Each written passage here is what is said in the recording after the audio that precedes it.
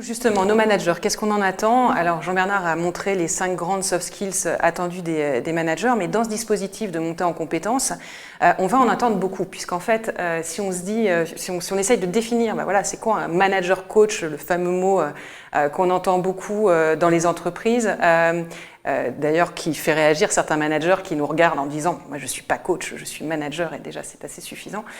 Coach c'est un vrai métier.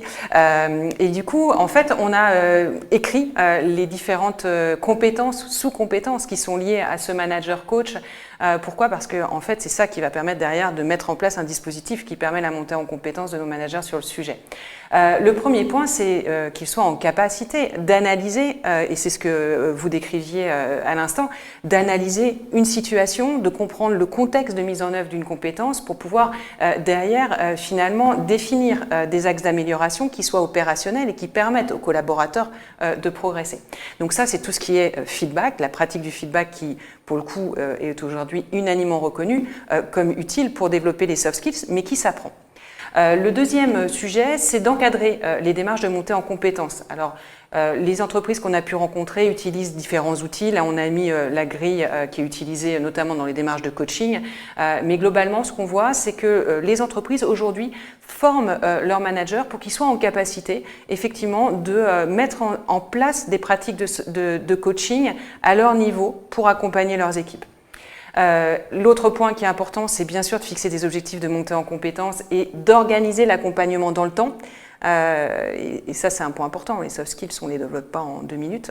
Et donc, du coup, ça ne sert à rien de se dire on va envoyer quelqu'un en formation, il va ressortir, il va être hyper bon.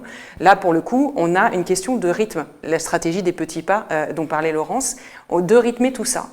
Et donc, pour faire ça, les entreprises aujourd'hui développent quelque chose d'assez simple, c'est un plan de développement individualisé qui est souvent digitalisé et qui va finalement, en fonction des objectifs de montée en compétences, permettre aux managers de définir des actions de développement. J'ai bien dit actions de développement parce qu'en fait, on sait que la formation est un levier, mais pas que. Le coaching opérationnel en est un, l'accompagnement, le co-développement dont on a parlé, il y a plein de choses qui existent. Et on voit que ça, c'est quelque chose qui est en train de bouger dans les entreprises. Le digital, qu'est-ce qu'il apporte dans ces moments-là? C'est surtout le fait que le manager n'a pas à connaître tout le plan de formation de l'entreprise, puisqu'il y a des catalogues qui sont énormes, mais va avoir finalement, en fonction de l'axe de développement qu'il a identifié pour son collaborateur, des propositions qui vont lui permettre de proposer des choses à son collaborateur. Ensuite, il va falloir qu'il accompagne.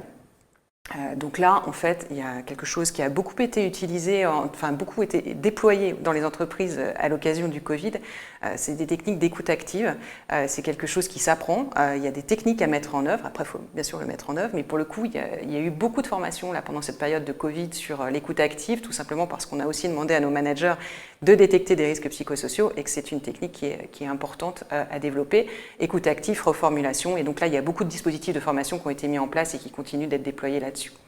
Et enfin, inciter à l'action et faire face aux résistances. Donc là, on forme les managers aujourd'hui à tout ce qui est processus d'accompagnement au changement, de manière à ce qu'ils prennent en compte, ne serait-ce que la courbe de deuil qui est beaucoup enseignée, mais qui aujourd'hui, et souvent on l'oublie. Et donc ce sont des choses qui sont réapprises finalement à nos managers pour qu'ils puissent prendre cette posture d'accompagnant et qu'ils puissent finalement devenir la clé de voûte de développement de ces soft skills qu'on attend tous et qui soient en capacité d'évaluer, d'accompagner et de reconnaître ces soft skills.